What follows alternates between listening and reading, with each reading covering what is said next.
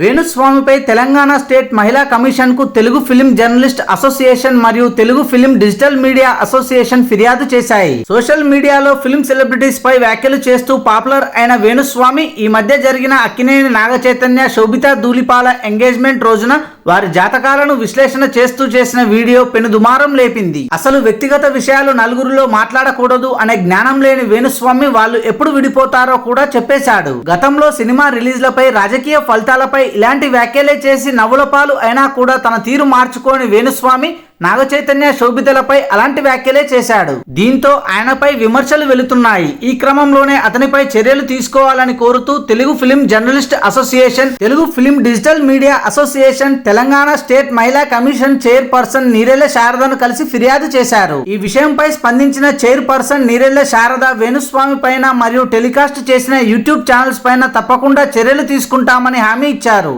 Thanks for watching this video. For more interesting videos please do subscribe.